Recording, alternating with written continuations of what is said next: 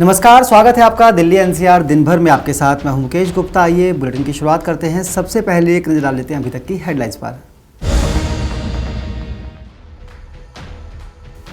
अरविंद केजरीवाल का दिल्ली मॉडल समझने आए पंजाब के सीएम भगवंत मान, शिक्षा व्यवस्था के हुए मुरीद।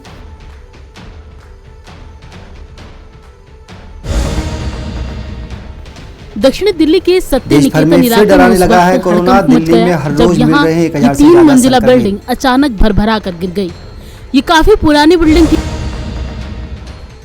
दिल्ली के सत्य निकेतन में भरभराकर गिर पड़ी अंडर कंस्ट्रक्शन बिल्डिंग। मौके पर पहुंचे साउथ एमसीडी मेयर और निगम के आला अधिकारी।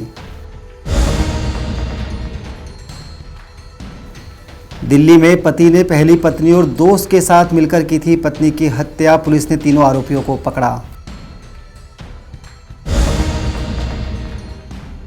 और रोहिणी में कस्टम क्लियरेंस के बहाने लोगों को ठगने वाले गिरोह का भंडाफोड़। एक नाइजीरियन जालसाज और केन्या की महिला नोएडा से अरेस्ट।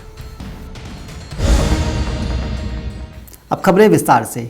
पंजाब के मुख्यमंत्री भगवंत मान 2 दिनों के दिल्ली दौरे पर हैं। इस दौरान उन्होंने कालकाजी में स्थित स्कूल ऑफ स्पेशलाइज्ड एक्सीलेंस का दौरा किया। साथ ही दिल्ली के कई मोहल्ला क्लिनिक की विजिट भी की। आपको बता दें कि पंजाब के मुख्यमंत्री दिल्ली में हेल्थ और एजुकेशन को लेकर काफ़ी गदगद नजर आए। पंजाब के मुख्यमंत्री भगवंत मान 2 दिन के दिल्ली दौरे पर हैं। इस दौरान उन्होंने दिल्ली सरकार के मुख्यमंत्री केजरीवाल के साथ कालकाजी के doctor BR Ambedkar school of specialization excellence का दौरा किया। साथ ही मोहल्ला क्लिनिक जाकर वहां का सिस्टम भी समझा। दिल्ली के स्कूल का दौरा करने के बाद भगवंत मान केजरीवाल सरकार के एजुकेशन मॉडल के मुरीद हो गए। भगवंत मान ने केजरीवाल सरकार की सरकारी शिक्षा को नेक्स्ट लेवल एजुकेशन करार दिया। वहीं मोहल्ला क्लिनिक्स के कॉन्सेप्ट भी भगवंत मान को बहुत भाए हैं और पंजाब में भी उन्होंने स्वास्थ्य और शिक्षा के लिए दिल्ली मॉडल जैसा काम करने का आश्वासन दिया। अपने स्कूल दौरे के वक्त पंजाब सीएम दिल्ली के एजुकेशन मॉडल को देख काफी उत्साहित दिखे। इस दौरान वो स्कूल में कई बच्चों से बातचीत करते भी नजर आए। उनका कहना है कि यहाँ सुविधाएं ज्यादा हैं, इन छात्रों के पास नए विचार हैं और ये सच में माइंड ब्लोइंग है। ਬੱਚੇ ਜਿਹੜੇ ਨੇ ਮੁਹੱਲਾ ਕਲੀਨਿਕ ਇੱਕ ਕਲਾਸ ਇਸ ਤਰ੍ਹਾਂ ਦੀ ਚੱਲ ਰਹੀ ਸੀ ਜਿੱਥੇ ਪੇਪਰਲੈਸ ਹੈ, ਸਿਰਫ ਡਿਜੀਟਲ ਸਕਰੀਨ ਚੱਲ ਰਹੀ ਹੈ ਤੇ ਬੱਚਿਆਂ ਕੋਲ ਜਿਹੜੇ ਨੇ ਲੈਪਟਾਪ ਨੇ ਤੇ ਉਹ ਉਸੇ ਦੀ ਪੜ੍ਹਾਈ ਚੱਲ ਰਹੀ ਹੈ। ਔਰ ਇੱਕ ਕਲਾਸ ਇਸ ਤਰ੍ਹਾਂ ਦੀ ਚੱਲ ਰਹੀ ਸੀ ਕਿ ਕੋਈ ਟੀਚਰ ਕਿਤੋਂ ਹੋਰ ਬੈਠੇ ਸਪੈਸ਼ਲਿਸਟ ਨੇ ਜਿਹੜੇ ਉਹ ਆਨਲਾਈਨ ਪੜ੍ਹਾ ਰਹੇ ਨੇ। ਸੋ ਮੁਹੱਲਾ ਕਲੀਨਿਕ ਵੀ ਦੇਖਾਂਗੇ, ਹਸਪੀਟਲ ਵੀ ਦੇਖਣੇ ਆ। ਸੋ ਮੈਨੂੰ ਲੱਗਦਾ ਇੱਥੋਂ ਜਿਹੜਾ ਸਾਨੂੰ ਬਹੁਤ ਕੁਝ ਸਿੱਖਣ ਨੂੰ ਮਿਲੂਗਾ ਤੇ ਇਹੀ ਅਸੀਂ ਕਿਹਾ ਸੀਗਾ ਕਿ ਦਿੱਲੀ 'ਚ ਜੇ ਸਕੂਲ ਵਧੀਆ ਹੋ ਸਕਦੇ ਨੇ ਪੰਜਾਬ 'ਚ ਕਿਉਂ ਨਹੀਂ ਹੋ ਸਕਦੇ। ਦਿੱਲੀ 'ਚ ਜੇ ਮੁਹੱਲਾ ਕਲੀਨਿਕ ਹੋ ਸਕਦੇ ਨੇ, ਸਰਕਾਰੀ ਹਸਪਤਾਲ ਵਧੀਆ ਹੋ ਸਕਦੇ ਨੇ, ਪੰਜਾਬ 'ਚ ਕਿਉਂ ਨਹੀਂ ਹੋ ਸਕਦੇ।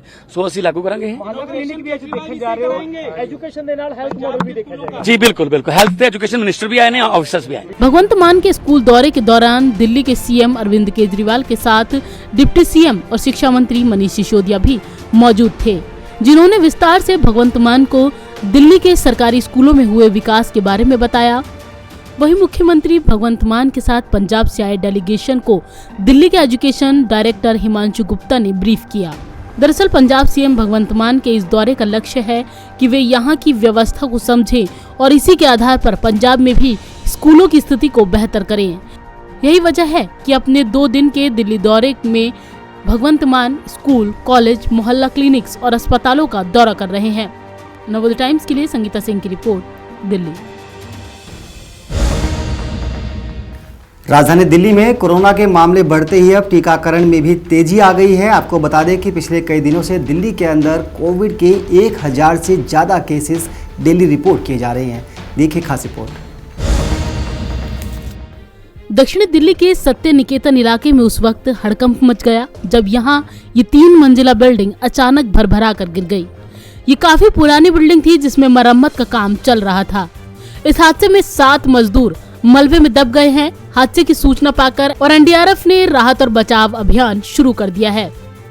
2 मंजिला गिरी है। मेरे को सूचना आई तो मैं यहाँ अपना पुलिस यहाँ पर लगी हुई है, फायर ब्रिगेड लगी हुई है, एनडीआरएफ लगी हुई है, एमसीडी के कर्मचारी लगे हुए हैं।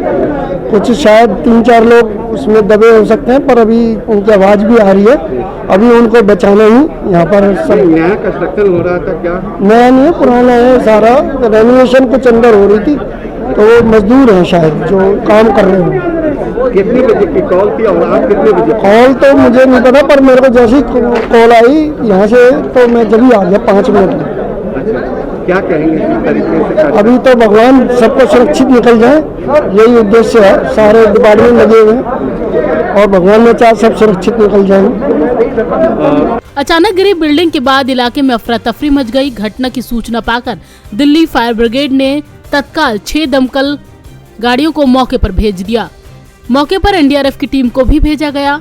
वहीं आनन फानन में पुलिस के आला अधिकारी और पार्षद भी मौके पर पहुंचे। उधर यहां काम कर रहे मजदूरों के परिजन भी दौड़े चले आए। मौके पर पहुंची एनडीआरएफ की टीम ने कटर्स और अन्य उपकरणों की सहायता से राहत और बचाव कार्य शुरू कर दिया है और 3 मजदूरों को मलबे से रेस्क्यू भी किया जा चुका है। क्या नाम है आपका? मेरा नाम आज़ाद है। आजाद, कितने लोग अंदर काम कर रहे थे? 7 लोग था। अच्छा, कौन कौन?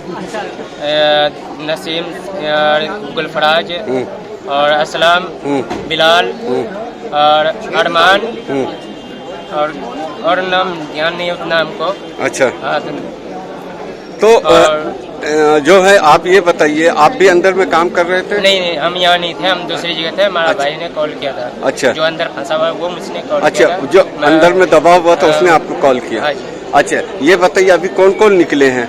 अभी 3 निकला है। बिलाल निकला है, असलम निकला है, हाँ, और अरमान निकला है। अच्छा, अभी 4 और फंसा हुआ है। वहीं हादसे की जानकारी मिलने के बाद साउथ दिल्ली नगर निगम के मेयर मुकेश सूर्यान भी घटना स्थल पहुंचे। उन्होंने इस दौरान साफ किया है कि इस बिल्डिंग की जर्जर हालत को देखते हुए पहले ही नोटिस दिया गया था। वहीं अब उन्होंने मामले की जांच और मकान मालिक पर कार्रवाई की बात भी कही है। ये बिल्डिंग ऑलरेडी डेंजर थी। इसके लिए निगम ने पहले 31 मार्च को ऑलरेडी एडवाइजरी जारी कर दी थी। उसके बाद हमने पुलिस को भी कंसर्न पुलिस को भी लिखा है, आरके के एसएचओ को भी लिख के दिया है। उसके बाद एसडीएम को भी लिखा गया, तहसीलदार को भी लिखा गया, रजिस्ट्रार को भी लिखा गया कि इस बिल्डिंग में किसी भी तरह की कोई ऐसी एक्टिविटी नहीं होनी चाहिए। इसमें चोरी छुपे जिस तरह से काम चल रहा था उसके खिलाफ जो विभागीय कार्रवाई बनती है, चाहे मकान मालिक हो, अगर अधिकारी की तरफ से कोई लापरवाही बरती गई है तो उसके खिलाफ भी कार्रवाई की जाएगी। मकान मालिक मुझे यहाँ नहीं रहते हैं तो उनको भी हर तरह से इस चीज़ को लेकर के इंटीमेट किया गया। फिलहाल मौके पर बुलडोजर के जरिए मलबा हटाने का काम जारी है और मजदूरों को निकाला जा रहा है। हादसा कैसे हुआ और क्यों हुआ, ये तो जांच के बाद ही साफ होगा। फिलहाल मकान मालिक से संपर्क करने की कोशिश लगातार जारी है। दिल्ली से इसरार अहमद के साथ संगीता सिंह की रिपोर्ट, नवोदय टाइम्स। दिल्ली के सत्य निकेतन में आज दोपहर को उस वक्त हड़कंप मच गया जब इलाके में निर्माणाधीन एक बिल्डिंग देखते ही देखते जमींदोज हो गई। आपको बता दें कि इस बिल्डिंग में कुछ मजदूर भी दब गए थे। हालांकि मौके पर बड़ी संख्या में पुलिस और निगम के अधिकारी पहुंचे और स्थिति को संभालने की कोशिश करते दिखे। आपको दिखाते हैं खास रिपोर्ट। देश भर में कोरोना वायरस के मामलों ने एक बार फिर चिंता बढ़ा दी है। खासतौर पर राष्ट्रीय राजधानी दिल्ली में हालत लगातार बिगड़ रही है। लगातार तीसरे दिन दिल्ली में कोरोना के मामले 1000 से ज्यादा दर्ज किए गए। इतना ही नहीं, पॉजिटिविटी रेट भी बढ़ने से सरकार के लिए चुनौतियां बढ़ती जा रही हैं।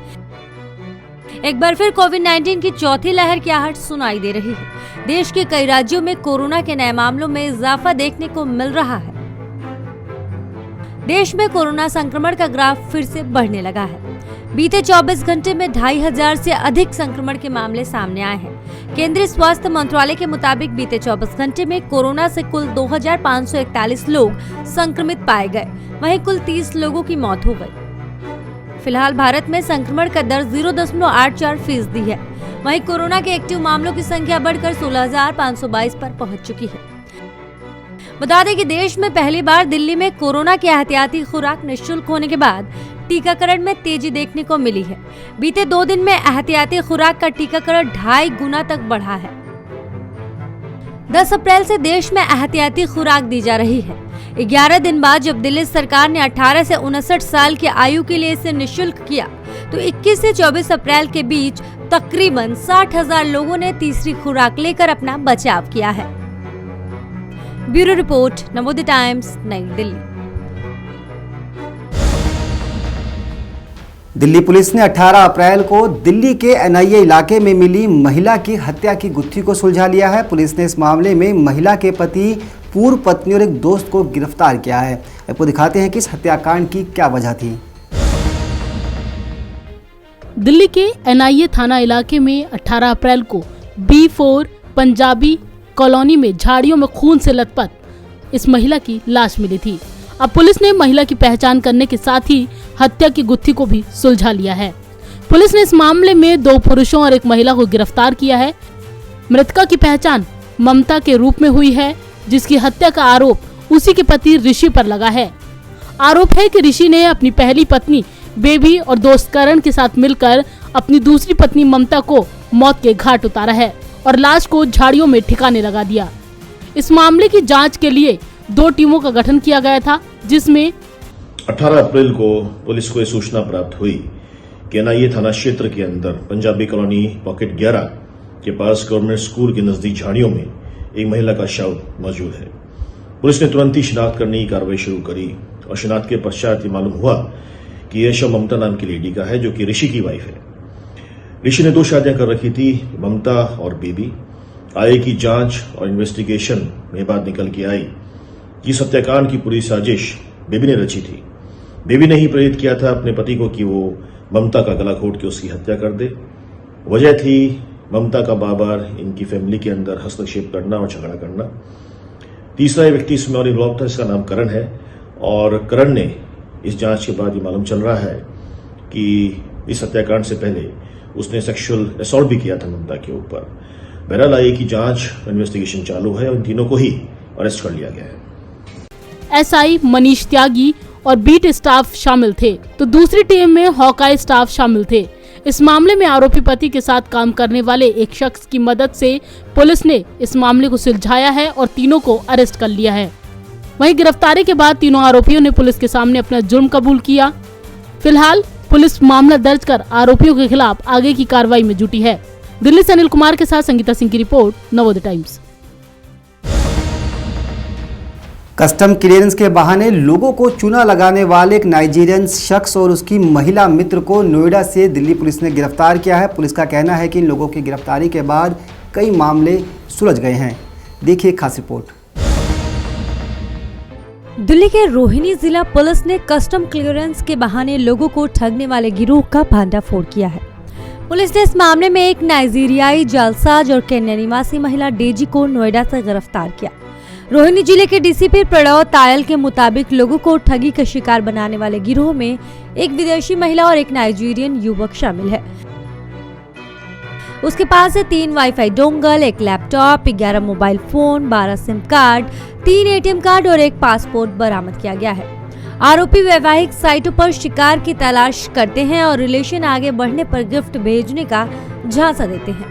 विश्वास दिलाने के लिए उसे फर्जी पार्सल कुरियर की रसीद मेल करते हैं। इससे लोगों को विश्वास हो जाता है। इसके बाद गिरोह का दूसरा आरोपी पीड़ित को फोन कर खुद को कस्टम अधिकारी बताता है और पार्सल छुड़वाने के लिए फीस भरने के लिए दबाव देता है। इसके बाद लोग ठगी का शिकार हो जाते थे। रोहिणी जिला पुलिस को एक शिकायत में 4 लाख रुपए की ठगी की शिकायत मिली। मामले को सुलझाने वाले आरोपियों को पकड़ने के लिए साइबर पुलिस स्टेशन रोहिणी द्वारा एक टीम का गठन किया गया।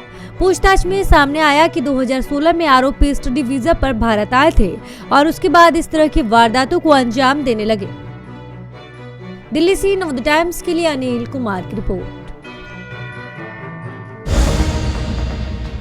तो दिल्ली एनसीआर दिन भर के इस बुलेटिन में फिलहाल के लिए इतना ही। मुझे दीजिए इजाजत। नमस्कार।